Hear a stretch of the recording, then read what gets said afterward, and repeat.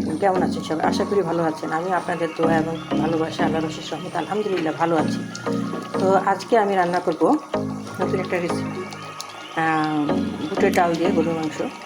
তো আমার গরুর মাংসটা কষানো হয়ে গেছে, এখন বুটের ডাল দিয়ে যে রান্না করব সেই প্রসেসে চলে যাই। আমার গরুর মাংসটা আর এক চুলায় রান্না হইতেছে শেষের দিকে। এখন আমি গরুর মাংসের সাথে যে বুটটা দেবো সেটা আমি আলাদাভাবে কষাই নেব। তো কষানোর জন্য আমি চুলে একটি প্যান প্যান কড়াই বসাই দিচ্ছি। তো এর মধ্যে আমি পরিমাণ মতো তেল দিয়ে দিব।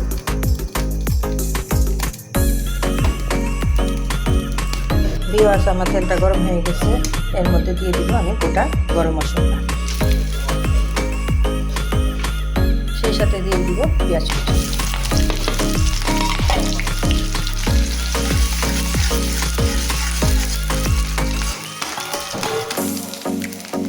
পেঁয়াজটা আমার ভাজা ভাজা হতে থাক, ততক্ষণে আমি যে মশলাগুলি দিব তরকারিতে সেটা রেডি করে নিই। তো বুটের ডাল দিয়ে রান্না করার জন্য আমার যা যা লাগছে: হলুদ, গরম মশলা গুঁড়া, আর হচ্ছে গিয়ে ভিউয়ার্স, আমার বুটের ডাল দিয়ে রান্না করার জন্য যে মশলাগুলি লাগছে: মরিচ, গরম মশলা গুঁড়া, হলুদ পেস্ট এবং আদা রসুন লাগছে, স্বাদ মতো লবণ। আর এগুলি আমি অল্প পরিমাণে নিয়েছি, কেন আমার মাংসতে আগে থেকেই কষানোর সময় মশলা দেওয়া। আমার পেঁয়াজটা ভাজা হয়ে গেছে, এখন এর মধ্যে দিয়ে দিব সব ধরনের মশলা: হলুদ, মরিচ, আদা রসুন বাটা এবং স্বাদ মতো লবণ।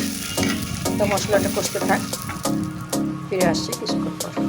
তো ভিউয়ার্স, আমার মশলাটা কষানো হয়ে গেছে, আমি দিয়ে দিব এর মধ্যে ভিজিয়ে রাখা বুটের ডাল। তো বুটের ডালটা দিয়ে আমি কিছুক্ষণ নাড়াচাড়া দিব মশলার সাথে।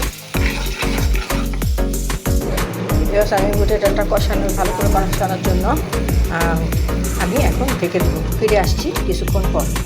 আমার তরকারির মধ্যে গরম পানি দিব, সেই জন্য আমি আরেক চুলায় গরম পানি বসাই দিলাম। ভিউয়ার্স, আমার বুটের ডালটা কষানো হয়ে গেছে, এখন আমি মাংসের মধ্যে দিয়ে দিব। ভিউয়ার্স, আমি বুটের ডালটা দিয়ে নাড়াচাড়া দিয়ে দিয়েছি, এর মধ্যে আমি আবার কিছুটা কষাই নেব। তারপর এর মধ্যে আমি গরম পানি দিয়ে ভালো করে রান্না করব।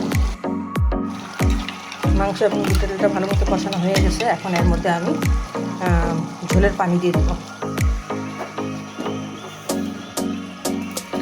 আমি পরিমাণ মতো ঝোলের জন্য পানি দিয়ে দিচ্ছি। আমার বুটের ডালের গরুর মাংসটা হয়ে গেছে, আমি একটু ঝোলঝোলি নামাবো, কেননা এই বুটের ডালে ঝোলটা অনেকখানি টানবে। তো এখন আমি গরম মশলার গুঁড়া এবং জিরার গুঁড়া দিয়ে নামাই নিব। জিরা এবং গরম মশলা আমি দুটোটাই ভেজে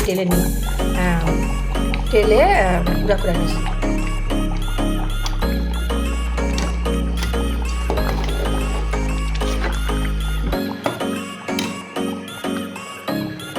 তো হয়ে গেল আমার বুটের ডাল দিয়ে গরুর মাংস রেসিপি। তো এই রেসিপিটা আপনাদের কাছে কেমন লাগছে অবশ্যই কমেন্টসে জানাবেন। ভালো লেগে থাকলে বাসায় ট্রাই করবেন, আর লাইক কমেন্ট শেয়ার করবেন, আর আমার জন্য দোয়া করবেন।